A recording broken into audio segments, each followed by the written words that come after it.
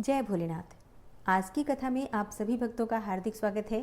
भगवान शिव आपकी समस्त मनोकामनाओं को पूर्ण करें।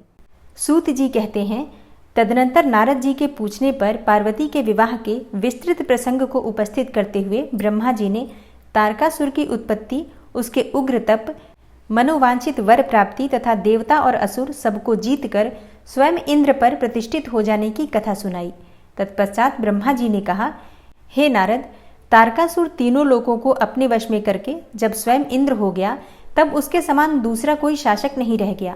वह जितेंद्रिय असुर त्रिभुवन का एकमात्र स्वामी होकर अद्भुत ढंग से राज्य का संचालन करने लगा।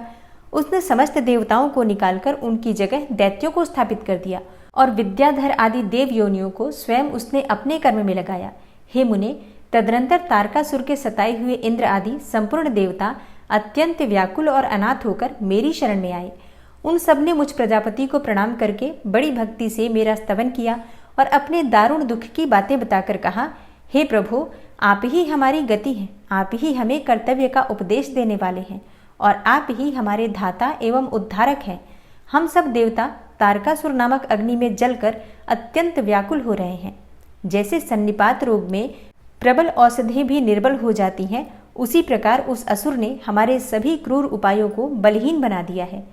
भगवान विष्णु के सुदर्शन चक्र पर ही हमारी विजय की आशा अवलंबित रहती है, परंतु वह भी उसके कंठ पर कुंठित हो गया है। उसके गले में पड़कर वह ऐसा प्रतीत होने लगा था मानो उस असुर को फूल की माला पहनाई गई हो।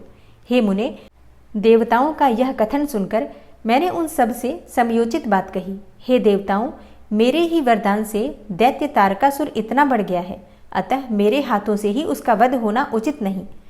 जो जिससे पलकर बढ़ा हो, उसका उसी के द्वारा वध होना योग्य कार्य नहीं है। विष के वृक्ष को भी यदि स्वयं सींच कर बड़ा किया गया हो तो उसे स्वयं काटना अनुचित माना गया है। तुम लोगों का सारा कार्य करने के योग्य भगवान शंकर हैं, किंतु वे तुम्हारे कहने पर भी स्वयं उस असुर का सामना नहीं कर सकते। तारक दैत्य स्वयं अपने ही पाप से नष्ट होगा। मैं जैसा उपदेश करता हूँ तुम वैसा कार्य करो। मेरे वर के प्रभाव से न मैं तारकासुर का वध कर सकता हूँ और न भगवान विष्णु कर सकते हैं और न ही भगवान शंकर ही उसका वध कर सकते हैं। दूसरा कोई वीर पुरुष अथवा सारे देवता मिलकर भी उसे नहीं मार सकते। यह मैं सत्य कहता हूँ। हे देवताओं, यदि शिवजी के वीर्य से कोई पुत्र उत्पन्न हो तो वही तारक दैत्य का वध कर सकता है, दूसरा कोई नहीं। सुरश्रेष्ठगण, इसके लिए जो उपाय मैं बताता हूँ उसे करो। महादेव जी की कृपा से यह उपाय अवश्य सिद्ध होगा। पूर्व काल में जिस दक्ष कन्या सती ने दक्ष के यज्ञ में अपने शरीर को त्याग दिया था, वही इस समय हिमालय पत्नी मेनका के गर्भ से उत्पन्न हुई है। यह बात तुम्हें भी विदित ही है। महादेव जी उस कन्या का पाणी ग्रहण अवश्य करेंगे। तथापि हे देवताओं, तुम स्वयं भी इसके लिए प्रयत्न करो। गिरिराज की पुत्री वे पार्वती इस समय युवावस्था में प्रवेश कर चुकी हैं और हिमालय पर तपस्या में लगे हुए महादेव जी की प्रतिदिन सेवा करती हैं। अपने पिता हिमवान के कहने से काली शिवा अपनी दो सखियों के साथ ध्यान पारायण परमेश्वर शिव की साग्रह सेवा करती हैं। तीनों लोकों में सबसे अधिक सुंदरी पार्वती शिव के सामने रहकर प्रतिदिन उनकी पूजा करती हैं। तथापि वे ध्यान मग्न महेश्वर मन से भी ध्यानहीन स्थिति में नहीं आते, अर्थात ध्यान भंग करके पार्वती की ओर देखने का विचार भी मन में नहीं लाते। हे देवताओं, चंद्रशेखर शिव जिस प्रकार काली को अपनी भार्या बनाने की इच्छा करें, वैसी चेष्टा तुम लोग शीघ्र ही प्रयत्न पूर्वक करो। मैं उस दैत्य के स्थान पर जाकर तारकासुर को बुरे हट से हटाने की चेष्टा करूंगा। अतः अब तुम लोग अपने स्थान को जाओ। हे नारद, देवताओं से ऐसा कहकर मैं शीघ्र ही तारकासुर से मिला और बड़े प्रेम से बुलाकर मैंने उससे इस प्रकार कहा, हे तारक, यह स्वर्ग हमारे तेज का सार तत्व है, परंतु तुम यहाँ के राज्य का पालन कर रहे हो। जिसके लिए तुमने उत्तम तपस्या की थी, उससे अधिक चाहने लगे हो। मैंने तुम्हें इससे छोटा ही वर दिया था, स्वर्ग का राज्य कदापि नहीं दिया था। इसलिए तुम स्वर्ग को छोड़कर पृथ्वी पर जाकर राज्य करो। हे असुर श्रेष्ठ, देवताओं के योग्य जितने भी कार्य हैं वे सब तुम्हें वही सुलभ होंगे। इसमें अन्यथा विचार करने की कोई आवश्यकता नहीं है। ऐसा कहकर उस असुर को समझाने के बाद मैं शिवा और शिव का स्मरण करके वहां से अदृश्य हो गया। तारकासुर भी स्वर्ग को छोड़कर पृथ्वी पर आ गया और शोणितपुर में रहकर वह राज्य करने लगा। फिर सब देवता भी मेरी बात सुनकर मुझे प्रणाम करके इंद्र के साथ प्रसन्नतापूर्वक बड़ी सावधानी के साथ इंद्रलोक में आ गए।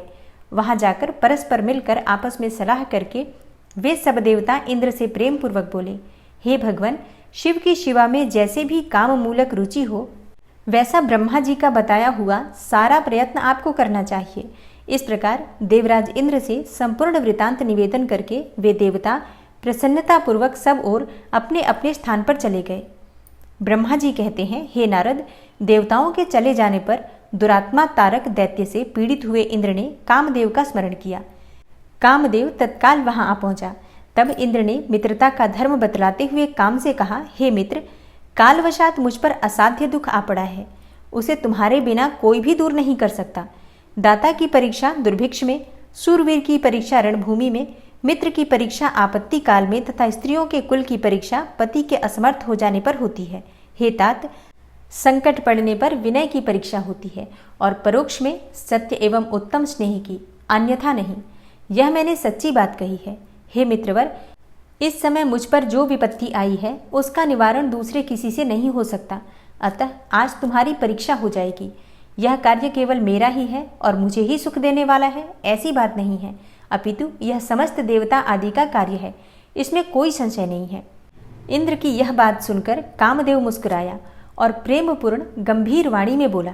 काम ने कहा, हे देवराज, आप ऐसी बात क्यों कहते हैं? मैं आपको उत्तर नहीं दे रहा हूँ, आवश्यक निवेदन मात्र कर रहा हूँ। लोक में कौन उपकारी मित्र है और कौन बनावटी, यह स्वयं देखने की वस्तु है, कहने की नहीं। जो संकट के समय बहुत बातें करता है वह काम क्या करेगा? तथापि हे महाराज, हे प्रभु, मैं कुछ कहता हूँ, उसे सुनिए। हे मित्र, जो आपके इंद्र पद को छीनने के लिए दारुण तपस्या कर रहा है, आपके उस शत्रु को मैं सर्वथा तपस्या से भ्रष्ट कर दूंगा। जो काम जिससे पूरा हो सके, बुद्धिमान पुरुष उसे उसी काम में लगाए। मेरे योग्य जो कार्य हो वह सब आप मेरे जिम्मे कीजिए। ब्रह्मा जी कहते हैं, कामदेव का वह कथन सुनकर इंद्र बड़े प्रसन्न हुए। वे कामिनियों को सुख देने वाले काम को प्रणाम करके उससे इस प्रकार बोले। इंद्र ने कहा, हे तात, हे मनोभव, मैंने अपने मन में जिस कार्य को पूर्ण करने का उद्देश्य रखा है उसे सिद्ध करने में केवल तुम ही समर्थ हो। दूसरे किसी से उस कार्य का होना संभव नहीं है। हे मित्रवर, हे मनोभव काम, जिसके लिए आज तुम्हारे सहयोग की अपेक्षा हुई है उसे ठीक ठीक बता रहा हूं, तुम ध्यानपूर्वक सुनो। तारक नाम से प्रसिद्ध जो महान दैत्य है वह ब्रह्मा जी का अद्भुत वर पाकर अजेय हो गया है और सभी को दुख दे रहा है। वह सारे संसार को पीड़ा दे रहा है। उसके द्वारा बारंबार धर्म का नाश हुआ है। उससे सब देवता और समस्त ऋषि दुखी हुए हैं। संपूर्ण देवताओं ने पहले उसके साथ अपनी पूरी शक्ति लगाकर युद्ध किया था, परंतु उसके ऊपर सबके अस्त्र शस्त्र निष्फल हो गए हैं। जल के स्वामी वरुण का पाश टूट गया। श्री हरि का सुदर्शन चक्र भी वहां सफल नहीं हुआ। श्री विष्णु ने उसके कंठ पर चक्र चलाया, किंतु वह वहां कुंठित हो गया। ब्रह्मा जी ने महायोगीश्वर भगवान शंभु के वीर्य से उत्पन्न हुए बालक के हाथ से इस दुरात्मा दैत्य की मृत्यु बताई है। यह कार्य तुम्हें अच्छी तरह और प्रयत्न पूर्वक करना है। हे मित्रवर, उसके हो जाने से हम देवताओं को बड़ा सुख मिलेगा। भगवान शंभु गिरिराज हिमालय पर उत्तम तपस्या में लगे हैं। वे हमारे भी प्रभु हैं, कामना के वश में नहीं है, स्वतंत्र परमेश्वर हैं। मैंने सुना है कि गिरिराज नंदिनी पार्वती पिता की आज्ञा पाकर अपनी 2 सखियों के साथ उनके समीप रहकर उनकी सेवा में रहती हैं। उनका यह प्रयत्न महादेव जी को पति रूप में प्राप्त करने के लिए ही है, परंतु भगवान शिव अपने मन को संयम और नियम से वश में रखते हैं। हे मार, जिस तरह भी उनकी पार्वती में अत्यंत रुचि हो जाए, तुम्हें वैसा ही प्रयत्न करना चाहिए। यही कार्य करके तुम कृतार्थ हो जाओगे और हमारा सारा दुख नष्ट हो जाएगा। इतना ही नहीं, लोक में तुम्हारा स्थायी प्रताप भी फैल जाएगा। ब्रह्मा जी कहते हैं, हे नारद, इंद्र के ऐसा कहने पर कामदेव का मुखारविंद प्रसन्नता से खिल उठा। उसने देवराज से प्रेम पूर्वक कहा, मैं इस कार्य को करूंगा, इसमें कोई संशय नहीं। ऐसा कहकर शिव की माया से मोहित हुए काम ने उस कार्य के लिए स्वीकृति दे दी और शीघ्र ही उसका भार ले लिया। वह अपनी पत्नी रति और वसंत को साथ लेकर बड़ी प्रसन्नता के साथ उस स्थान पर गया जहाँ साक्षात योगीश्वर शिव उत्तम तपस्या कर रहे थे। ब्रह्मा जी कहते हैं, हे मुने, काम अपने साथी वसंत आदि को लेकर वहां पहुंचा। उसने भगवान शिव पर अपने बाण चलाए। तब शंकर जी के मन में पार्वती के प्रति आकर्षण होने लगा और उनका धैर्य छूटने लगा। अपने धैर्य का ह्रास होता देखकर महायोगी महेश्वर अत्यंत विस्मित होकर मन ही मन इस प्रकार चिंतन करने लगे। भगवान शिव बोले, मैं तो उत्तम तपस्या कर रहा था, उसमें विघ्न कैसे आ गए? किस कुकर्मी ने यहाँ मेरे चित्त में आकर विकार पैदा कर दिया? इस तरह विचार करके सत्पुरुषों के आश्रयदाता महायोगी परमेश्वर शिव शंका युक्त होकर संपूर्ण दिशाओं की ओर देखने लगे। इसी समय वाम भाग में बाण खींचे खड़े हुए काम पर उनकी दृष्टि पड़ी। वह मूढ़ चित्त मदन अपनी शक्ति के घमंड में आकर पुनः बाण छोड़ना ही चाहता था। ब्रह्मा जी कहते हैं, हे नारद, इस अवस्था में काम पर दृष्टि पड़ते ही परमात्मा गिरीश को तत्काल रोष चढ़ाया। हे मुने, उधर आकाश में बाण सहित धनुष लिए खड़े हुए काम ने भगवान शंकर पर अपना अमोघ अस्त्र छोड़ दिया, जिसका निवारण करना बहुत कठिन था। परंतु परमात्मा शिव पर वह अमोघ अस्त्र भी मोघ अर्थात व्यर्थ हो गया। कुपित हुए परमेश्वर के पास जाते ही शांत हो गया। भगवान शिव पर अपने अस्त्र के व्यर्थ हो जाने पर मनमथ अर्थात काम को बड़ा भय हुआ। भगवान मृत्युंजय को सामने देखकर वह कांप उठा और इंद्र आदि समस्त देवताओं का स्मरण करने लगा। हे मुनिश्रेष्ठ, अपना प्रयास निष्फल हो जाने पर काम भय से व्याकुल हो उठा था। हे मुनीश्वर, कामदेव के स्मरण करने पर वे इंद्र आदि सब देवता वहां आ पहुंचे और शंभु को प्रणाम करके उनकी स्तुति करने लगे। देवता स्तुति कर ही रहे थे कि कुपित हुए भगवान हर के ललाट के मध्य भाग में स्थित तृतीय नेत्र से बड़ी भारी आग तत्काल प्रकट होकर निकली। उसकी ज्वालाएं ऊपर की ओर उठ रही थी। वह आग धू धू करके जलने लगी। उसकी प्रभा प्रलयाग्नि के समान जान पड़ती थी। वह आग तुरंत ही आकाश में उछली और पृथ्वी पर गिर पड़ी, फिर अपने चारों ओर चक्कर काटती हुई धराशायी हो गई। हे साधु, हे भगवान, क्षमा कीजिए, क्षमा कीजिए। यह बात जब तक देवताओं के मुख से निकले तब तक ही उस आग ने कामदेव को जलाकर भस्म कर दिया। उस वीर कामदेव के मारे जाने पर देवताओं को बड़ा दुख हुआ। वे व्याकुल होकर हाय क्या हुआ ऐसा कह कहकर जोर जोर से चित्कार करते हुए रोने और बिलखने लगे। उस समय विकृत चित्त हुई पार्वती का सारा शरीर सफेद पड़ गया। काटो तो खून नहीं। वे सखियों को साथ लेकर अपने भवन को चली गईं। कामदेव के जल जाने पर रति वहां एक क्षण तक अचेत पड़ी रही। पति की मृत्यु के दुख से वह इस तरह पड़ी थी मानो मर गई हो। थोड़ी देर में जब होश हुआ तब अत्यंत व्याकुल होकर रति उस समय तरह तरह की बातें कहकर विलाप करने लगी। रति बोली, हाय मैं क्या करूं, कहाँ जाऊं? देवताओं ने यह क्या किया? मेरे उद्दंड स्वामी को बुलाकर नष्ट करा दिया। हे नाथ, हे समर, हे स्वामीन, हे प्राण प्रिय, हाँ मुझे सुख देने वाले प्रियतम, हाँ प्राणनाथ, ये यहाँ क्या हो गया? ब्रह्मा जी कहते हैं, हे नारद, इस प्रकार रोती बिलकती और अनेकों प्रकार की बातें कहती हुई रति हाथ पैर पटकने और अपने सिर के बालों को नोचने लगी। उस समय उसका विलाप सुनकर वहां रहने वाले समस्त वनवासी जीव तथा वृक्ष आदि स्थावर प्राणी भी बहुत दुखी हुए। इसी बीच में इंद्र आदि संपूर्ण देवता महादेव जी का स्मरण करते हुए रति को आश्वासन देकर इस प्रकार बोले। देवताओं ने कहा, तुम काम के शरीर का थोड़ा सा भस्म लेकर उसे यत्नपूर्वक रखो और भय छोड़ो। हम सबके स्वामी महादेव जी कामदेव को पुनः जीवित कर ही देंगे और तुम फिर अपने प्रियतम को प्राप्त कर लोगी। कोई किसी को न तो सुख देने वाला है और न ही दुख देने वाला है। सब लोग अपनी अपनी करनी का फल भोगते हैं। तुम देवताओं को दोष देकर व्यर्थ ही शोक करती हो। इस प्रकार रति को आश्वासन देकर सब देवता भगवान शिव के पास आए और उन्हें भक्ति भाव से प्रसन्न करके यूं बोले। देवताओं ने कहा, हे भगवान शरणागत वत्सल महेश्वर, आप कृपा करके हमारे इस शुभ वचन को सुनिए। हे शंकर, आप कामदेव की करतूत पर भली भांति प्रसन्नता पूर्वक विचार कीजिए। हे महेश्वर, काम ने जो यह कार्य किया है इसमें उसका कोई स्वार्थ नहीं था। दुष्ट तारकासुर से पीड़ित हुए हम सब देवताओं ने मिलकर उससे यह काम कराया है। हे नाथ, हे शंकर, इसे आप अन्यथा ना समझें। सब कुछ देने वाले हे देव, हे गिरीश, सती साध्वी रति अकेली अति दुखी होकर विलाप कर रही है। आप उसे सांत्वना प्रदान करें। हे शंकर, यदि इस क्रोध के द्वारा आपने कामदेव को मार डाला तो हम यही समझेंगे कि आप देवताओं सहित समस्त प्राणियों का अभी संहार कर डालना चाहते हैं। रति का दुख देखकर देवता नष्टप्राय हो गए हैं, इसलिए आपको रति का शोक दूर करना चाहिए। ब्रह्मा जी कहते हैं, हे नारद, संपूर्ण देवताओं का यह वचन सुनकर भगवान शिव प्रसन्न होकर उनसे इस प्रकार बोले। भगवान शिव ने कहा, हे देवताओं, हे ऋषियों, तुम सब आदर पूर्वक मेरी बात सुनो। मेरे क्रोध से जो कुछ भी हो गया है वह तो अन्यथा नहीं हो सकता, तथापि रति का शक्तिशाली पति कामदेव तभी तक अनंग अर्थात शरीर रहित रहेगा जब तक रुक्मिणीपति श्री कृष्ण का धरती पर अवतार नहीं हो जाता। जब श्री कृष्ण द्वारका में रहकर पुत्रों को उत्पन्न करेंगे तब वे रुक्मिणी के गर्भ से काम को भी जन्म देंगे। उस काम का ही नाम उस समय प्रद्युम्न होगा, इसमें कोई संशय नहीं है। उस पुत्र के जन्म लेते ही शंबरासुर उसे हर लेगा और हरण के पश्चात दानव शिरोमणि शंबर उस शिशु को समुद्र में डाल देगा। फिर वह मूढ़ उसे मरा हुआ समझकर अपने नगर को लौट जाएगा। हे रते, उस समय तक तुम्हें शंबरासुर के नगर में सुखपूर्वक निवास करना चाहिए। वहीं तुम्हें अपने पति प्रद्युम्न की प्राप्ति होगी। वहां तुमसे मिलकर काम युद्ध में शंबरासुर का वध करेगा और सुखी होगा। हे देवताओं, प्रद्युम्न नामधारी काम अपनी कामिनी रति को तथा शंबरासुर के धन को लेकर उसके साथ पुनः नगर में जाएगा। मेरा यह कथन सर्वथा सत्य होगा। ब्रह्मा जी कहते हैं, हे नारद, भगवान शिव की यह बात सुनकर देवताओं के चित्त में कुछ उल्लास हुआ और वे उन्हें प्रणाम करके दोनों हाथ जोड़कर विनीत भाव से बोले। देवताओं ने कहा, हे देवदेव, हे महादेव, हे करुणा सागर, हे प्रभु, आप कामदेव को शीघ्र जीवन दान दें तथा रति के प्राणों की रक्षा करें। देवताओं की यह बात सुनकर सबके स्वामी करुणा सागर परमेश्वर शिव पुनः प्रसन्न होकर बोले, हे देवताओं, मैं बहुत प्रसन्न हूँ। मैं काम को सबके हृदय में जीवित कर दूंगा। वह सदा मेरा गण होकर विहार करेगा। अब अपने स्थान को जाओ, मैं तुम्हारे दुख का सर्वथा नाश कर दूंगा।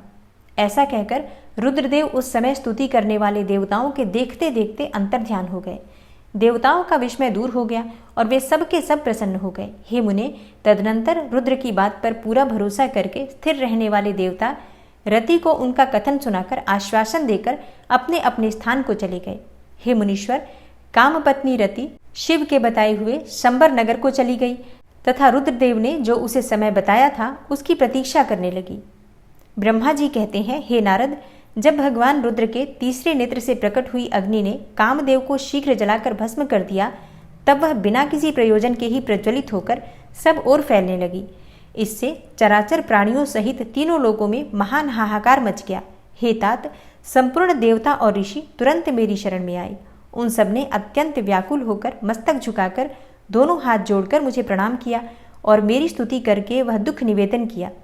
वह सुनकर मैं भगवान शिव का स्मरण करके उसके हेतु का भली भांति विचार कर तीनों लोकों की रक्षा के लिए विनीत भाव से वहां पहुंचा। वह अग्नि ज्वालामालाओं से अत्यंत उद्दीप्त होकर जगत को जला देने के लिए उद्यत थी, परंतु भगवान शिव की कृपा से प्राप्त हुए उत्तम तेज के द्वारा मैंने उसे तत्काल स्तंभित कर दिया। हे मुने, त्रिलोकी को दग्ध करने की इच्छा रखने वाली उस क्रोधमय अग्नि को मैंने एक ऐसे घोड़े के रूप में परिणत कर दिया जिसके मुख से सौम्य ज्वाला प्रकट हो रही थी। भगवान शिव की इच्छा से उस बाड़व शरीर अर्थात घोड़े वाली अग्नि को लेकर मैं लोकहित के लिए समुद्र तट पर गया। हे मुने, मुझे आया देखकर समुद्र एक दिव्य पुरुष का रूप धारण करके अपने दोनों हाथ जोड़े हुए मेरे पास आया और मुझ संपूर्ण लोकों के पितामह की भली भांति विधिवत स्तुति वंदना करके सिंधु ने मुझसे प्रसन्नता पूर्वक कहा। सागर बोला, हे सर्वेश्वर ब्रह्मन, आप यहाँ किस लिए पधारे हैं? मुझे अपना सेवक समझकर इस बात को प्रीतिपूर्वक कहिए। सागर की बात सुनकर भगवान शंकर का स्मरण करके लोकहित का ध्यान रखते हुए मैंने उससे प्रसन्नता पूर्वक कहा, हे तात समुद्र, तुम बड़े बुद्धिमान और संपूर्ण लोकों के हितकारी हो। मैं शिव की इच्छा से प्रेरित होकर हार्दिक प्रीतिपूर्वक तुमसे कह रहा हूँ। यह भगवान महेश्वर का क्रोध है जो महान शक्तिशाली अश्व के रूप में यहाँ उपस्थित है। यह कामदेव को दग्ध करके तुरंत ही संपूर्ण जगत को भस्म करने के लिए उद्यत हो गया था। यह देखकर पीड़ित हुए देवताओं की प्रार्थना से मैं शंकर की इच्छावश वहां गया और इस अग्नि को स्तंभित किया। फिर इसने घोड़े का रूप धारण किया और इसे लेकर मैं यहाँ आया हूँ। हे जलाधार, मैं जगत पर दया करके तुम्हें यह आदेश दे रहा हूँ कि इस महेश्वर के क्रोध को, जो बाड़व का रूप धारण करके मुख से ज्वाला प्रकट करता हुआ खड़ा है, इसे तुम प्रलय काल पर्यंत धारण किए रहो। हे सरितपते, जब मैं यहाँ आकर वास करूंगा तब तुम भगवान शंकर के इस अद्भुत क्रोध को छोड़ देना। तुम्हारा जल ही प्रतिदिन इसका भोजन होगा। तुम यत्नपूर्वक इसे अपने ऊपर ही धारण किए रहना, जिससे यह तुम्हारी अनंत जल राशि के भीतर न चला जाए। ब्रह्मा जी कहते हैं, हे नारद, मेरे ऐसा कहने पर समुद्र ने रुद्र की क्रोधाग्नि रूप बड़वानल को धारण करना स्वीकार कर लिया, जो दूसरे के लिए असंभव था। तदनंतर वह बड़वाग्नि समुद्र में प्रविष्ट हुई और ज्वालामालाओं से प्रदीप्त होकर सागर की जल राशि का दहन करने लगी। हे मुने, इससे संतुष्ट चित्त होकर मैं अपने लोक को चला आया और वह दिव्य रूपधारी समुद्र मुझे प्रणाम करके अदृश्य हो गया। हे महामुने, रुद्र की उस क्रोधाग्नि के भय से छूटकर संपूर्ण जगत स्वस्थता का अनुभव करने लगा और देवता तथा मुनि सुखी हो गए। नारद जी बोले, हे दयानिधे, मदन दहन के पश्चात गिरिराज नंदिनी पार्वती देवी ने क्या किया, वे अपनी दोनों सखियों के साथ कहाँ गई, यह सब भी मुझे बताइए। ब्रह्मा जी कहते हैं, भगवान शंकर के नेत्र से उत्पन्न हुई आग ने जब कामदेव को दग्ध किया, तब वहां महान अद्भुत शब्द प्रकट हुआ, जिससे सारा आकाश गूंज उठा। उस महान शब्द के साथ ही कामदेव को दग्ध हुआ देखकर भयभीत और व्याकुल हुई पार्वती दोनों सखियों के साथ अपने घर चली गईं। उस शब्द से परिवार सहित हिमवान भी बड़े विस्मय में पड़ गए और वहां गई हुई अपनी पुत्री का स्मरण करके उन्हें बड़ा क्लेश हुआ। इतने में ही पार्वती दूर से आती हुई दिखाई दी। वे शंभु के विरह से रो रही थी। अपनी पुत्री को अत्यंत विह्वल हुई देखकर शैलराज हिमवान को बड़ा शोक हुआ और वे शीघ्र ही उसके पास जा पहुंचे। फिर वे अपने हाथ से उसकी दोनों आंखें पोंछकर बोले, हे शिवे, डरो मत, रो मत। ऐसा कहकर अचलेश्वर हिमवान ने अत्यंत विह्वल हुई पार्वती को शीघ्र ही गोद में उठा लिया और उसे सांत्वना देते हुए वे अपने घर ले आए। कामदेव का दाह करके महादेव जी अदृश्य हो गए थे, अतः उनके विरह से पार्वती अत्यंत व्याकुल हो उठी थी। उन्हें कहीं भी सुख या शांति नहीं मिलती थी। पिता के घर जाकर जब वे अपनी माता से मिली, उस समय पार्वती शिवा ने अपना नया जन्म हुआ माना। वे अपने रूप की निंदा करने लगी और बोली, हाय मैं मारी गई। सखियों के समझाने पर भी वे गिरिराज कुमारी कुछ समझ नहीं पाती थी। वे सोते जागते, खाते पीते, नहाते धोते, चलते फिरते और सखियों के बीच में खड़े होते समय भी कभी किंचित मात्र भी सुख का अनुभव नहीं करती थी। मेरे स्वरूप को तथा जन्म कर्म को भी धिक्कार है, ऐसा कहती हुई वे सदा महादेव जी की प्रत्येक चेष्टा का चिंतन करती थी। इस प्रकार पार्वती भगवान शिव के विरह से मन ही मन अत्यंत क्लेश का अनुभव करती और किंचित मात्र भी सुख नहीं पाती थी। वे सदा शिव शिव का जप किया करती थी। शरीर से पिता के घर में रहकर भी वे चित्त से पिनाकपाणी भगवान शंकर के पास पहुंची रहती थी। हे तात, शिवा शोक मग्न होकर बारंबार मूर्छित हो जाती थी। शैलराज हिमवान, उनकी पत्नी मेनका तथा उनके मैनाक आदि सभी पुत्र जो बड़े उदार चेता थे, उन्हें सदा सांत्वना देते रहते थे, तथापि वे भगवान शंकर को भूल न सकी। ब्रह्मा जी कहते हैं, हे बुद्धिमान देवर से, तदनंतर एक दिन इंद्र की प्रेरणा से इच्छानुसार घूमते हुए तुम हिमालय पर्वत पर आए। उस समय महात्मा हिमवान ने तुम्हारा स्वागत सत्कार किया और कुशल मंगल पूछा। फिर तुम उनके दिए हुए उत्तम आसन पर बैठे। तदनंतर शैलराज ने अपनी कन्या के चरित्र का आरंभ से ही वर्णन किया। किस तरह उसने महादेव जी की सेवा आरंभ की और किस तरह उनके द्वारा कामदेव का दहन हुआ, यह सब कुछ बताया। हे मुने, यह सब सुनकर तुमने गिरिराज से कहा, हे शैलेश्वर, भगवान शिव का भजन करो। फिर उनसे विदा लेकर तुम उठे और मन ही मन शिव का स्मरण करके शैलराज को छोड़कर शीघ्र ही एकांत में काली के पास आ गए। हे मुने, तुम लोकोपकारी, ज्ञानी तथा शिव के प्रिय भक्त हो, समस्त ज्ञानवानों के शिरोमणि हो, अतः काली के पास आ उसे संबोधित करके उसी के हित में स्थित होकर उससे सादर यह सत्य वचन बोले। नारद जी ने कहा, हे कालिके, तुम मेरी बात सुनो। मैं दयावश सच्ची बात कह रहा हूँ।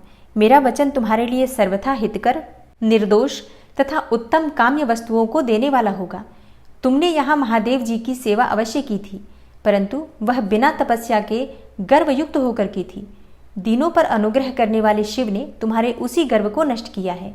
हे शिवे, तुम्हारे स्वामी महेश्वर विरक्त और महायोगी हैं।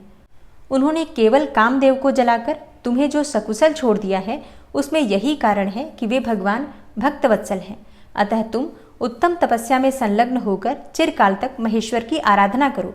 तपस्या से तुम्हारा संस्कार हो जाने पर रुद्रदेव तुम्हें अपनी सहधर्मिणी बनाएंगे और तुम भी कभी उन कल्याणकारी शंभु का परित्याग नहीं करोगी। हे देवी, तुम हठपूर्वक शिव को अपनाने का यत्न करो। शिव के सिवा दूसरा किसी को अपना पति स्वीकार न करना। ब्रह्मा जी कहते हैं, हे मुने, तुम्हारी यह बात सुनकर गिरिराज कुमारी काली कुछ उल्लसित हो तुमसे हाथ जोड़कर प्रसन्नतापूर्वक बोली। शिवा ने कहा, हे प्रभु, आप सर्वज्ञ तथा जगत का उपकार करने वाले हैं। हे मुने, मुझे रुद्रदेव की आराधना के लिए कोई मंत्र दीजिए। ब्रह्मा जी कहते हैं, हे नारद, पार्वती का यह वचन सुनकर तुमने पंचाक्षर शिव मंत्र नमः शिवाय का उन्हें विधि पूर्वक उपदेश किया। साथ ही उस मंत्र राज में श्रद्धा उत्पन्न करने के लिए तुमने उसका सबसे अधिक प्रभाव बताया। नारद बोले, हे देवी, तुम इस मंत्र का परम अद्भुत प्रभाव सुनो। इसके श्रवण मात्र से भगवान शंकर प्रसन्न हो जाते हैं। यह मंत्र सब मंत्रों का राजा और मनोवांछित फल को देने वाला है। भगवान शंकर को बहुत ही प्रिय है तथा साधक को भोग और मोक्ष देने में समर्थ है। हे सौभाग्यशालिनी, इस मंत्र का विधि पूर्वक जप करने से तुम्हारे द्वारा आराधित हुए भगवान शिव अवश्य और शीघ्र तुम्हारी आंखों के सामने प्रकट हो जाएंगे। हे शिवे, शौच संतोष आदि नियमों से तत्पर रहकर भगवान शिव के स्वरूप का चिंतन करती हुई तुम इस पंचाक्षर मंत्र का जप करो। इससे आराध्य देव शिव शीघ्र ही संतुष्ट होंगे। हे साध्वी, इस तरह तपस्या करो। तपस्या से महेश्वर वश में हो सकते हैं। तपस्या से ही सबको मनोवांछित फल की प्राप्ति होती है, अन्यथा नहीं। ब्रह्मा जी कहते हैं, हे नारद, तुम भगवान शिव के प्रिय भक्त हो और इच्छानुसार विचरने वाले हो। तुमने काली से ये बातें कहकर देवताओं के हित में तत्पर होकर स्वर्गलोक को प्रस्थान किया। तुम्हारी बात सुनकर उस समय पार्वती बहुत प्रसन्न हुई और उन्हें परम उत्तम पंचाक्षर मंत्र प्राप्त हो गया था। ब्रह्मा जी कहते हैं, हे देवर्षे, तुम्हारे चले जाने पर प्रफुल्ल चित्त हुई पार्वती ने महादेव जी को तपस्या से ही साध्य माना और तपस्या के लिए ही मन में निश्चय किया। तब उन्होंने अपनी सखी जया और विजया के द्वारा पिता हिमाचल और माता मेना से आज्ञा मांगी। पिता ने तो स्वीकार कर लिया, परंतु माता मेना ने स्नेहवश अनेकों प्रकार से समझाया और घर से दूर वन में जाकर तप करने से पुत्री को रोका। मेना ने तपस्या के लिए वन में जाने से रोकते हुए उमा अर्थात बाहर न जाओ ऐसा कहा, इसलिए उस समय शिवा का नाम उमा हो गया। हे मुने, शैलराज की प्यारी पत्नी मेना ने रोकने से शिवा को दुखी हुई जानकर अपना विचार बदल दिया और पार्वती को तपस्या के लिए जाने की आज्ञा दे दी। हे मुनिश्रेष्ठ, माता की वह आज्ञा पाकर उत्तम व्रत का पालन करने वाली पार्वती ने भगवान शंकर का स्मरण करके अपने मन में बड़े सुख का अनुभव किया। माता पिता को प्रसन्नतापूर्वक प्रणाम करके शिव के स्मरण पूर्वक दोनों सखियों के साथ वे तपस्या करने के लिए चली गईं। अनेकों प्रकार के प्रिय वस्त्रों का परित्याग करके पार्वती ने कटि प्रदेश में सुंदर मूंज की मेखला बांधकर शीघ्र ही वल्कल धारण कर लिए। हार का परिहार करके उत्तम मृग चर्म को हृदय से लगाया। तत्पश्चात वे तपस्या के लिए गंगावतरण अर्थात गंगोत्तरी तीर्थ की ओर चली, जहां ध्यान लगाते हुए भगवान शंकर ने कामदेव को दग्ध किया था। हिमालय का वह शिखर गंगावतरण के नाम से प्रसिद्ध है। वहीं परम उत्तम श्रृंगी तीर्थ में पार्वती ने तपस्या प्रारंभ की और गौरी के तप करने से ही उसका गौरी शिखर नाम हो गया। हे मुने, शिवा ने अपने तप की परीक्षा के लिए वहां बहुत से सुंदर एवं पवित्र वृक्ष लगाए जो फल देने वाले थे। सुंदरी पार्वती ने पहले भूमि शुद्ध करके वहां एक वेदी का निर्माण किया। तदनंतर ऐसी तपस्या आरंभ की जो मुनियों के लिए भी दुष्कर थी। वे मन सहित संपूर्ण इंद्रियों को शीघ्र ही काबू में करके उस वेदी पर उच्च कोटि की तपस्या करने लगी। ग्रीष्म ऋतु में अपने चारों ओर दिन रात आग जलाई रखकर वे बीच में बैठती थी और निरंतर पंचाक्षर मंत्र का जप करती रहती थी। वर्षा ऋतु में वेदी पर सुस्थिर आसन से बैठकर अथवा किसी पत्थर की चट्टान पर ही आसन लगाकर वे निरंतर वर्षा की जलधारा से भीगती रहती थी। शीतकाल में निराहार रहकर भगवान शंकर के भजन में तत्पर होकर वे सदा शीतल जल के भीतर खड़ी रहती थी तथा रात भर बर्फ की चट्टानों पर बैठा करती थी। इस प्रकार तप करती हुई पंचाक्षर मंत्र के जप में संलग्न होकर शिवा संपूर्ण मनोवांछित फलों के दाता शिव का ध्यान करती थी। प्रतिदिन अवकाश मिलने पर वे सखियों के साथ अपने लगाए हुए वृक्षों को प्रसन्नतापूर्वक सींचती थी और वहां पधारे हुए अतिथि का आतिथ्य सत्कार भी करती थी। शुद्ध चित्त वाली पार्वती ने प्रचंड आंधी, कड़ाके की सर्दी, अनेकों प्रकार की वर्षा तथा दुष्या धूप का भी सेवन किया। उनके ऊपर वहां नाना प्रकार के दुख आए, परंतु उन्होंने उन सबको कुछ नहीं गिना। हे मुने नारद, वे केवल शिव में मन लगाकर वहां सुस्थिर भाव से खड़ी या बैठी रहती थी। उनका पहला वर्ष फलाहार में बीता और दूसरा वर्ष उन्होंने केवल पत्ते चबाकर बिताया। इस तरह तपस्या करती हुई देवी पार्वती ने क्रमशः असंख्य वर्ष व्यतीत कर दिए। तदनंतर हिमवान की पुत्री शिवा देवी पत्ते खाना भी छोड़कर सर्वथा निराहार रहने लगी, तो भी तपश्चर्या में उनका अनुराग बढ़ता ही गया। हिमाचल पुत्री शिवा ने भोजन के लिए पर्ण का भी परित्याग कर दिया, इसलिए देवताओं ने उनका नाम अपर्णा रख दिया। इसके बाद पार्वती भगवान शिव के स्मरण पूर्वक एक पैर से खड़ी होकर पंचाक्षर मंत्र का जप करती हुई बड़ी भारी तपस्या करने लगी। उनके अंग चीर और बलकल से ढके हुए थे। वे मस्तक पर जटाओं का समूह धारण किए रहती थी। इस प्रकार शिव के चिंतन में लगी हुई पार्वती ने अपनी तपस्या के द्वारा मुनियों को भी जीत लिया। उस तपोवन में महेश्वर के चिंतन पूर्वक तपस्या करती हुई काली के 3000 वर्ष बीत गए। तदनंतर जहां महादेव जी ने 60,000 वर्षों तक तप किया था, उस स्थान पर क्षण भर ठहरकर शिवा देवी इस प्रकार चिंता करने लगी। क्या महादेव जी इस समय यह नहीं जानते कि मैं उनके लिए नियमों के पालन में तत्पर होकर तपस्या कर रही हूँ? फिर क्या कारण है कि सुदीर्घ काल से तपस्या में लगी हुई मुझ सेविका के पास वे नहीं आए? लोक में, वेद में और मुनियों द्वारा सदा गिरीश की महिमा का बखान किया जाता है।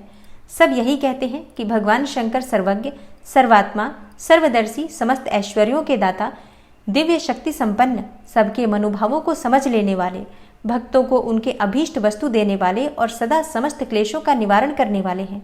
यदि मैं समस्त कामनाओं का परित्याग करके भगवान वृषभध्वज में अनुरक्त हुई हूँ, तो वे कल्याणकारी भगवान शिव यहाँ मुझ पर प्रसन्न हो।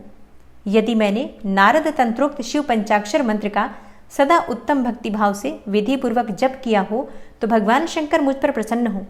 यदि मैं सर्वेश्वर शिव की भक्ति से युक्त एवं निर्विकार हूँ, तो भगवान शंकर मुझ पर अत्यंत प्रसन्न हो। इस तरह नित्य चिंतन करती हुई जटावल्कल धारिणी निर्विकारा पार्वती मुंह नीचे किए हुए सुदीर्घ काल तक तपस्या में लगी रहीं। उन्होंने ऐसी तपस्या की जो मुनियों के लिए भी दुष्कर थी। वहां उस तपस्या का स्मरण करके पुरुषों को बड़ा विस्मय हुआ।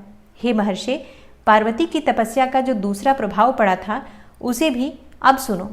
जगदम्बा पार्वती का वह महान तप परम आश्चर्यजनक था, जो स्वभावतः एक दूसरे के विरोधी थे। ऐसे प्राणी भी उस आश्रम के पास जाकर उनकी तपस्या के प्रभाव से विरोध रहित हो जाते थे।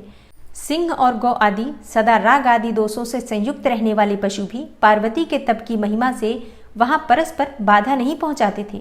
हे मुनिश्रेष्ठ, इनके अतिरिक्त जो स्वभावतः एक दूसरे के वैरी हैं, वे चूहे, बिल्ली आदि दूसरे जीव भी उस आश्रम पर कभी रोष आदि विकारों से युक्त नहीं होते थे।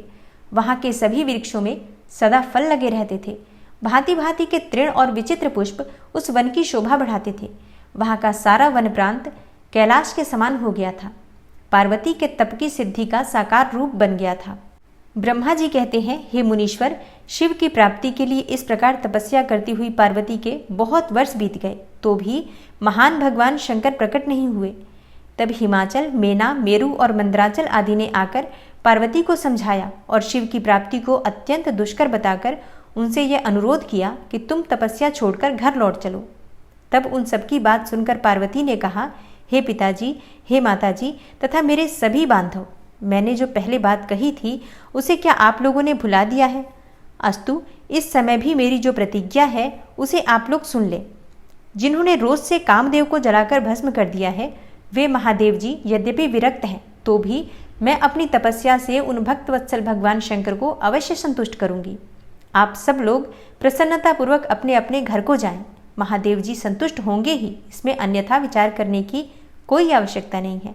जिन्होंने कामदेव को जलाया है, जिन्होंने उस पर्वत के वन को भी जलाकर भस्म कर दिया है, उन भगवान शंकर को मैं केवल तपस्या से यही बुलाऊंगी।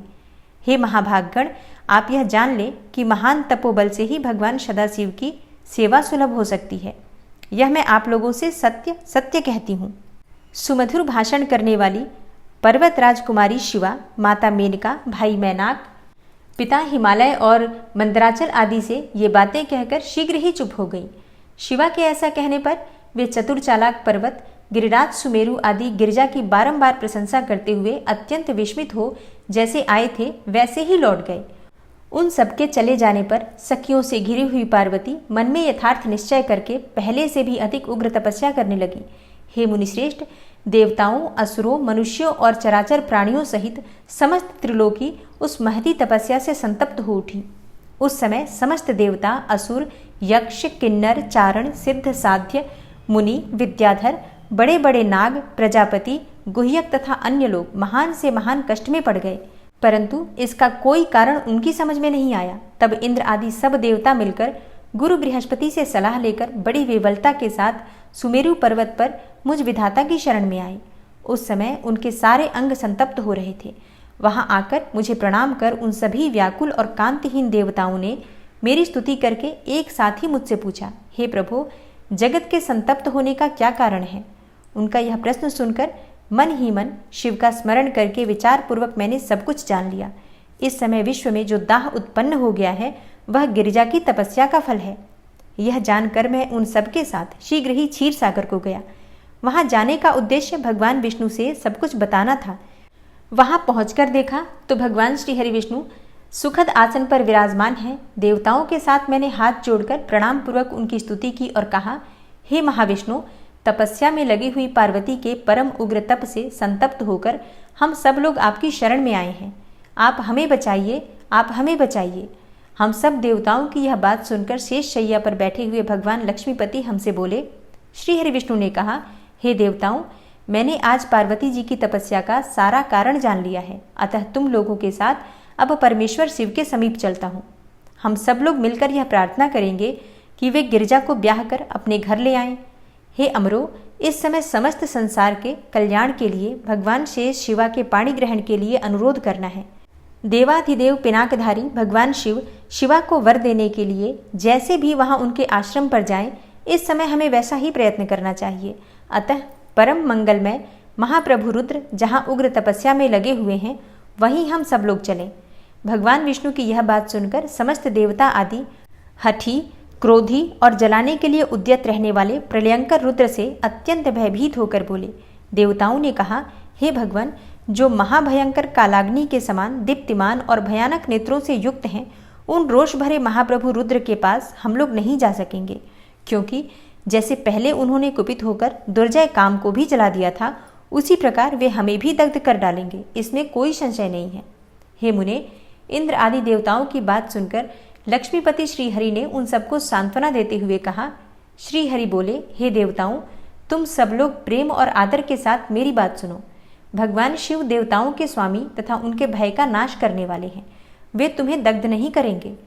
तुम सब लोग बड़े चतुर हो, अतः तुम्हें शंभु को कल्याणकारी मानकर हमारे साथ सबके उत्तम प्रभु उन महादेव की शरण में चलना चाहिए। भगवान शिव पुराण पुरुष, सर्वेश्वर, वरणीय, परात्पर, तपस्वी और परमात्मा स्वरूप हैं, अतः हमें उनकी शरण में अवश्य चलना चाहिए। प्रभावशाली विष्णु के ऐसा कहने पर सब देवता उनके साथ पिनाक पाणी शिव का दर्शन करने के लिए गए। मार्ग में पार्वती का आश्रम पहले पड़ता था, अतः उन गिरिराज नंदिनी की तपस्या देखने के लिए विष्णु आदि सब देवता कौतूहल पूर्वक उनके आश्रम पर गए। पार्वती के श्रेष्ठ तप को देखकर सब देवता उनके उत्तम तेज से व्याप्त हो गए। उन्होंने तपस्या में लगी हुई उन तेजोमयी जगदम्बा को नमस्कार किया और साक्षात सिद्धि स्वरूपा शिवा देवी के तप की भूरी भूरी प्रशंसा करते हुए वे सब देवता उस स्थान पर गए जहां भगवान वृषभ ध्वज विराजमान थे। ब्रह्मा जी कहते हैं, हे मुने, वहां पहुंचकर सब देवताओं ने पहले तुम्हें उनके पास भेजा, फिर स्वयं वे मदन दहनकारी भगवान हर से दूर ही खड़े रहे और वे वहीं से यह देखते रहे कि भगवान शिव कुपित हैं या प्रसन्न। हे नारद, तुम तो सदा निर्भय रहने वाले और विशेषतः शिव के भक्त हो, अतः तुमने भगवान शिव के स्थान पर जाकर उन्हें सर्वथा प्रसन्न देखा। फिर वहां से लौटकर तुम श्री विष्णु आदि सब देवताओं को भगवान शिव के स्थान पर ले गए। वहां पहुंचकर विष्णु आदि सब देवताओं ने देखा कि भक्तवत्सल भगवान शिव सुखपूर्वक प्रसन्न मुद्रा में बैठे हैं। अपने गणों से घिरे हुए शंभु तपस्वी का रूप धारण किए योगपट्ट पर आसीन थे। उन परमेश्वर रूपी शंकर का दर्शन करके मेरे सहित श्री विष्णु तथा अन्य सभी देवताओं, सिद्धों और मुनीश्वरों ने उन्हें प्रणाम करके वेदों और उपनिषदों के सूत्रों द्वारा उनका स्तवन किया। ब्रह्मा जी कहते हैं, हे नारद, देवताओं ने वहां पहुंचकर भगवान रुद्र को प्रणाम करके उनकी स्तुति की। तब नंदिकेश्वर ने भगवान शिव से उनकी दीन बंधुता एवं भक्त वत्सलता की प्रशंसा करते हुए कहा, हे प्रभु, देवता और मुनि संकट में पड़कर आपकी शरण में आए हैं। हे सर्वेश्वर, आप उनका उद्धार करें। दयालु नंदी के इस प्रकार सूचित करने पर भगवान शंभु धीरे धीरे आंखें खोलकर ध्यान से उपरत हुए। समाधि से विरत हो परम ज्ञानी परमात्मा एवं ईश्वर शंभु ने समस्त देवताओं से इस प्रकार कहा। शंभु बोले, श्री विष्णु और ब्रह्मा आदि देवेश्वरों, तुम सब लोग मेरे समीप कैसे आए हो?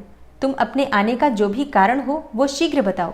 भगवान शंकर का यह वचन सुनकर सब देवता प्रसन्न हो कारण बताने के लिए भगवान विष्णु के मुंह की ओर देखने लगे। तब शिव के महान भक्त और देवताओं के हितकारी श्री विष्णु मेरे बताए हुए देवताओं के महत्तर कार्य को सूचित करने लगे। उन्होंने कहा, हे शंभो, तारकासुर ने देवताओं को अत्यंत अद्भुत एवं महान कष्ट प्रदान किया है। यही बताने के लिए सब देवता यहाँ आए हैं। हे भगवान, आपके औरस पुत्र से ही तारक दैत्य मारा जा सकेगा और किसी प्रकार से नहीं। मेरा यह कथन सर्वथा सत्य है। हे महादेव, इस प्रकार विचार करके आप कृपा करें, आपको नमस्कार है। हे स्वामिन, तारकासुर के द्वारा उपस्थित किए गए इस कष्ट से आप देवताओं का उद्धार कीजिए। हे देव, हे शंभो, आप दाहिने हाथ से गिरिजा का पानी ग्रहण करें। गिरिराज हिमवान के द्वारा दी हुई महानुभावा पार्वती को पाणी ग्रहण के द्वारा ही अनुग्रहित कीजिए। श्री विष्णु का यह वचन सुनकर योग पारायण भगवान शिव ने उन सबको उत्तम गति का दर्शन कराते हुए इस प्रकार कहा, हे देवताओं, ज्यों ही मैंने सर्वांग सुंदरी गिरिजा देवी को स्वीकार किया, त्यों ही समस्त सुरेश्वर तथा ऋषि मुनि सकाम हो जाएंगे। फिर तो वे परमार्थ पथ पर चलने में समर्थ न हो सकेंगे। दुर्गा अपने पाणी ग्रहण मात्र से ही कामदेव को जीवित कर देंगी। हे विष्णु, मैंने कामदेव को जलाकर देवताओं का बहुत बड़ा कार्य सिद्ध किया है। आज से सब लोग मेरे साथ सुनिश्चित रूप से निष्काम होकर रहें।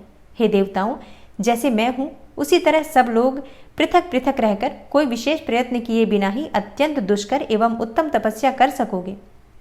अब उस मदन के न होने से तुम सब देवता समाधि के द्वारा परमानंद का अनुभव करते हुए निर्विकार हो जाओ, क्योंकि काम नरक की ही प्राप्ति कराने वाला है। काम से क्रोध होता है, क्रोध से मोह होता है और मोह से तपस्या नष्ट होती है। अतः तुम सभी श्रेष्ठ देवताओं को काम और क्रोध का परित्याग कर देना चाहिए। मेरे इस कथन को कभी अन्यथा नहीं मानना चाहिए। ब्रह्मा जी कहते हैं, हे नारद, वृषभ के चिन्ह से युक्त ध्वजा धारण करने वाले भगवान महादेव ने इस प्रकार की बातें सुनाकर ब्रह्मा, विष्णु, देवताओं तथा मुनियों को निष्काम धर्म का उपदेश दिया। तदनंतर भगवान शंभु पुनः ध्यान लगाकर चुप हो गए और पहले की ही भांति पार्षदों से घिरे हुए सुस्थिर भाव से बैठ गए। वे अपने मन में ही स्वयं आत्मस्वरूप निरंजन, निराभास, निर्विकार, निरामय, परात्पर, नित्य ममता रहित, निर्वग्रह, शब्दातीत, निर्गुण, ज्ञानगम्य एवं प्रकृति से परे परमात्मा का चिंतन करने लगे। इस प्रकार परम स्वरूप का चिंतन करते हुए वे ध्यान में स्थित हो गए। बहुत से प्राणियों की सृष्टि करने वाले भगवान शिव ध्यान करते करते ही परमानंद में निमग्न हो गए। श्री हरि एवं इंद्र आदि देवताओं ने जब परमेश्वर शिव को ध्यानमग्न देखा, तब उन्होंने नंदी की सम्मति ली। नंदी ने पुनः दीन भाव से स्तुति करने के लिए कहा। उनकी इस सत सम्मति के अनुसार देवता स्तुति करने लगे। वे बोले, हे देवदेव, हे महादेव, हे करुणा सागर प्रभु, हम आपकी शरण में आए हैं। आप महान क्लेश से हमारा उद्धार कीजिए। ब्रह्मा जी कहते हैं, हे नारद, इस प्रकार बहुत दीनतापूर्ण उक्ति से देवताओं ने भगवान शंकर की स्तुति की। इसके बाद वे सब देवता प्रेम से व्याकुल चित्त होकर उच्च स्वर से फूट फूट कर रोने लगे। मेरे साथ भगवान श्रीहरि उत्तम भक्तिभाव से युक्त होकर मन ही मन भगवान शंभु का स्मरण करते हुए अत्यंत दीनतापूर्ण वाणी द्वारा उनसे अपना अभिप्राय निवेदन करने लगे। देवताओं के, मेरे तथा श्रीहरि के इस प्रकार बहुत स्तुति करने पर भगवान महेश्वर अपनी भक्तवत्सलता के कारण ध्यान से विरत हो गए। उनका मन अत्यंत प्रसन्न था। वे भक्तवत्सल शंकर श्रीहरि आदि को करुणा दृष्टि से देखकर उनका हर्ष बढ़ाते हुए बोले, हे विष्णु, हे ब्रह्मन तथा इंद्र आदि देवताओं, तुम सब लोग एक साथ यहाँ किस अभिप्राय से आए हो? मेरे सामने सच सच बताओ। श्रीहरि ने कहा, हे महेश्वर, आप सर्वज्ञ हैं, सबके अंतर्यामी ईश्वर हैं। क्या आप हमारे मन की बात नहीं जानते? अवश्य जानते हैं, तथापि आपकी आज्ञा से मैं स्वयं भी कहता हूँ। हे सुखदायक शंकर, हम सब देवताओं को तारकासुर से अनेक प्रकार का दुख प्राप्त हुआ है, इसलिए देवताओं ने आपको प्रसन्न किया है। आपके लिए ही उन्होंने गिरिराज हिमालय से शिवा की उत्पत्ति कराई है। शिवा के गर्भ से आपके द्वारा जो पुत्र उत्पन्न होगा, उसी से तारकासुर की मृत्यु होगी, दूसरे किसी उपाय से नहीं। ब्रह्मा जी ने उस दैत्य को यही वर दिया है। इस कारण दूसरे से उसकी मृत्यु नहीं हो पा रही है। अतएव वह निडर होकर सारे संसार को कष्ट दे रहा है। इधर नारद जी की आज्ञा से पार्वती कठोर तपस्या कर रही हैं। उनके तेज से समस्त चराचर प्राणियों सहित त्रिलोकी आच्छादित हो गई हैं। इसलिए हे परमेश्वर, आप शिवा को वर देने के लिए जाइए। हे स्वामिन, देवताओं का दुख मिटाइए और हमें सुख दीजिए। हे शंकर, मेरे तथा देवताओं के हृदय में आपके विवाह का उत्सव देखने के लिए बड़ा भारी उत्साह है, अतः आप यथोचित रीति से विवाह कीजिए। हे परात्पर परमेश्वर, आपने रति को जो वर दिया था उसकी पूर्ति का अवसर आ गया है, अतः अपनी प्रतिज्ञा को शीघ्र सफल कीजिए। ब्रह्मा जी कहते हैं, हे नारद, ऐसा कहकर उन्हें प्रणाम करके श्री विष्णु आदि देवताओं और महर्षियों ने नाना प्रकार के स्तोत्रों द्वारा पुनः उनकी स्तुति की। फिर वे सब के सब उनके सामने खड़े हो गए। भक्तों के अधीन रहने वाले भगवान शंकर भी, जो वेद मर्यादा के रक्षक हैं, देवताओं की बात सुनकर हंसकर बोले, हे हरे, हे विधे और हे देवताओं, तुम सब लोग आदर पूर्वक सुनो। मैं यथोचित विशेषतः विवेकपूर्ण बात कह रहा हूँ। विवाह करना मनुष्यों के लिए उचित कार्य नहीं है, क्योंकि विवाह दृढ़तापूर्वक बांध रखने वाली एक बहुत बड़ी बेड़ी है। जगत में बहुत से कुसंग हैं, परंतु स्त्री का संग उनमें सबसे बढ़कर है। मनुष्य सारे बंधनों से छुटकारा पा सकता है, परंतु स्त्री प्रसंग रूपी बंधन से वह मुक्त नहीं हो पाता। लोहे और काठ की बनी हुई बेड़ियों में दृढ़तापूर्वक बंधा हुआ पुरुष भी एक दिन उस कैद से छुटकारा पा सकता है, परंतु स्त्री पुत्र आदि के बंधन में बंधा हुआ मनुष्य कभी छूट नहीं पाता। महान बंधन में डालने वाले विषय सदा बढ़ते रहते हैं। जिसका मन विषयों के वशीभूत हो गया है, उसके लिए मोक्ष स्वप्न में भी दुर्लभ नहीं है। विद्वान पुरुष यदि सुख चाहता है तो वह विषयों को विधिपूर्वक त्याग दे। विषयों को विष के समान बताया गया है, जिनके द्वारा मनुष्य मारा जाता है। विषयी के साथ वार्ता करने मात्र से मनुष्य क्षण भर में पतित हो जाता है। आचार्यों ने विषय को मिश्री मिलाई हुई वारुणी अर्थात मदिरा कहा है। यद्यपि मैं इस बात को जानता हूँ और यद्यपि विषयों के इन सारे दोषों का मुझे विशेष ज्ञान है, तथापि मैं तुम्हारी प्रार्थना को सफल करूँगा, क्योंकि मैं भक्तों के अधीन रहता हूँ और भक्तवत्सलतावश उचित अनुचित सारे कार्य करता हूँ। इसलिए तीनों लोकों में अयथोचित कर्ता के रूप में मेरी प्रसिद्धि है। भक्तों के लिए मैंने अनेकों बार बहुत से प्रयत्न करके कष्ट सहन किए हैं। गृहपति होकर विश्वानर मुनि का दुख दूर किया है। हे हरे, हे विधे, अब अधिक कहने की क्या आवश्यकता। मेरी जो प्रतिज्ञा है उसे तुम सब लोग अच्छी तरह जानते हो। मैं यह सत्य कहता हूँ कि जब जब भक्तों पर कहीं विपत्ति आती है, तब तब मैं तत्काल उनके सारे कष्ट हर लेता हूँ। तारकासुर से तुम सब लोगों को जो दुख प्राप्त हुआ है, उसे मैं जानता हूँ और उसका हरण करूँगा। यह भी सत्य सत्य बता रहा हूँ। यद्यपि मेरे मन में विवाह करने की कोई रुचि नहीं है, तथापि पुत्रोत्पादन के लिए गिरजा के साथ विवाह करूँगा। तुम सब देवता अब निर्भय होकर अपने अपने घर जाओ। मैं तुम्हारे कार्य सिद्ध करूँगा। इस विषय में अब कोई विचार नहीं करना चाहिए। ब्रह्मा जी कहते हैं, हे नारद, ऐसा कहकर भगवान शंकर मौन होकर समाधि में स्थित हो गए और विष्णु आदि सभी देवता अपने अपने धाम को चले गए। जय भोलेनाथ। आज की कथा का यहीं पर समापन करती हूँ। इसके आगे का अध्याय आप सुनेंगे कल की कथा में। वीडियो पसंद आई हो तो वीडियो को लाइक कीजिए, शेयर कीजिए और चैनल पर पहली बार आए हैं तो सब्सक्राइब करके बेल आइकन को ज़रूर प्रेस कर लीजिए, ताकि आने वाली सभी वीडियोज़ की नोटिफिकेशन आपको सही समय पर प्राप्त हो। मिलती हूँ मैं आपसे अगली वीडियो में। तब तक के लिए जय श्री राधे।